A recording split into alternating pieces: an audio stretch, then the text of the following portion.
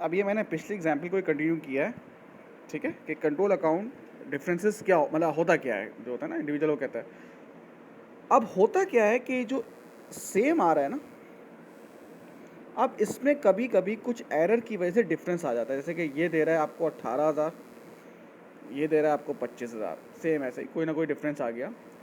अब इस डिफरेंस को इंडिविजुअल और कंट्रोल अकाउंट के डिफरेंस को दूर करने का नाम है कंट्रोल अकाउंट रिकन्सिलिएशन। जब इंडिविजुअल लिस्ट ऑफ बैलेंस और कंट्रोल अकाउंट का बैलेंस जब अलग हो जाए तो इसको दूर करने का नाम, उसके डिफरेंसेस क्यों हुए हैं उसके एडजस्टमेंट्स को करने का नाम होता है कंट्रोल अकाउंट रिकन्सिलिएशन। अब इसकी मैं आपको कुछ टिप दे देता हूँ। देखो बेटा, इसकी ये जो है ना इंडिविजुअल लिस्ट ऑफ बैलेंसेस, इसकी पूरी ये सारा आपको रिप्रेजेंट करता है इंडिविजुअल को, mister A, mister B, mister C. एक और जो कंट्रोल अकाउंट रिप्रेजेंट करता है वो किसको करता है? टोटल को। टोटल से ये बता रही है मिस्टर ए मिस्टर बी को नहीं, ये कह रहा है टोटल सेल्स कितनी की है आपने, टोटल सेल्स रिटर्न कितनी हुई है, टोटल बैड डेट कितना हुआ है, बराबर।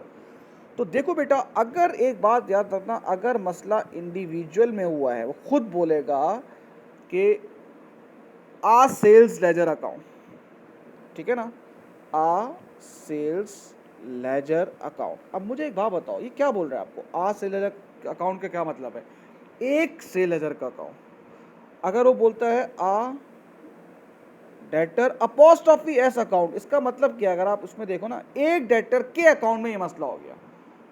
तो अगर इंडिविजुअल की गलती है तो वो सही होगी लिस्ट ऑफ बैलेंसेस में, और अगर टोटल की गलती है, अगर वो बोले टोटल सेल्स, टोटल वो, तो वो सही होगी कंट्रोल अकाउंट में। अगर टोटल का मसला आ गया, ये इसके कुछ वो होते हैं जो आपके पता भी होना चाहिए।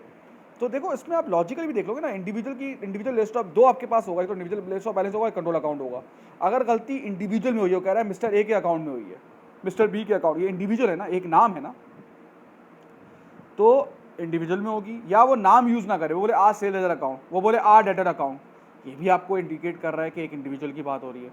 और अगर वो टोटल की बात करे, देखिए टोटल की जब वो बात करेगा, इसका मतलब है वो कंट्रोल अकाउंट की बात कर रहा है। वो कह रहा है ये जो टोटल 30,000 है ना, ये मैंने गलती से 27,000 कर लिया था। अब मुझे बताओ टोटल कहाँ पोस्ट होता है? कंट्रोल अकाउंट में पोस्ट होता है ना, तो उसका मतलब है मैं उसे सही कहाँ करूँगा? Control account. बात समझ में आती है भाई? अच्छा, फिर कुछ होती है जनरल स्टेटमेंट। पहले तो देखो, जनरल जो हम बात करते हैं, अगर मैं कहता हूँ पाकिस्तान के हालात ख़राब हो रहे हैं, this is a journal statement.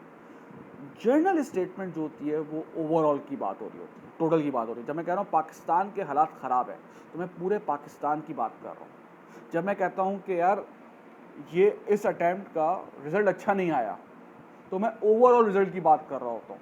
तो जहाँ वो कॉमन जर्नल स्टेटमेंट देना कि उसमें, तो उसको आपको सही करना होगा किसमें? कंट्रोल अकाउंट में। एग्जाम्पल होगी जैसे 10 sales journal account, 10 sales journal, ठीक है ना, अकाउंट नहीं होगा, 10 sales journal had been under cost, ये कॉमन बात करिए ना, 10 सेल्स जर्नल वगैरह। तो जनरल स्टेटमेंट जो होगी वो कंट्रोल अकाउंट में जाएगी। अच्छा, अब कुछ ऐसा एरर होगा जो डिफरेंस का तो 22 नहीं होगा, लेकिन उसकी एडजस्टमेंट दोनों तरफ होगी। जैसे वो बोलेगा कम्प्लीटली ओमिटेड, एक चीज़ आपने कम्प्लीटली ओमिटेड कर दी, मतलब आपने यहाँ पर एक ट्रांजेक्शन लिखी नहीं यहाँ पे फॉर एग्जाम्पल ना, इसकी वजह से इंडिविजुअल भी फ़र्क आएगा और इसकी वजह से टोटल में भी फ़र्क आएगा। और कम्प्लीटली ओमिटेड मतलब क्या है? दो ही चीज़ें ना, इसका मतलब है दोनों में रिकॉर्ड नहीं हुई। अगर वो बोले बोथ दी अकाउंट, उसका मतलब है बोथ, यानी कि दोनों में मसला है, ठीक है। तो अगर हम इसको सम अप कर लें तो इंडिविजुअल का मसला सही होगा इंडिविजुअल लिस्ट ऑफ बैलेंस, और टोटल का मसला सही होगा कंट्रोल अकाउंट, ठीक है। अब वो खुद ही आपको बताएगा 80% एरर्स जो होती हैं, एडजस्टमेंट्स होती हैं, उसमें काफ़ी आराम से आप पता कर सकते हो कि एडजस्टमेंट कहाँ जाएगी, ठीक है भाई।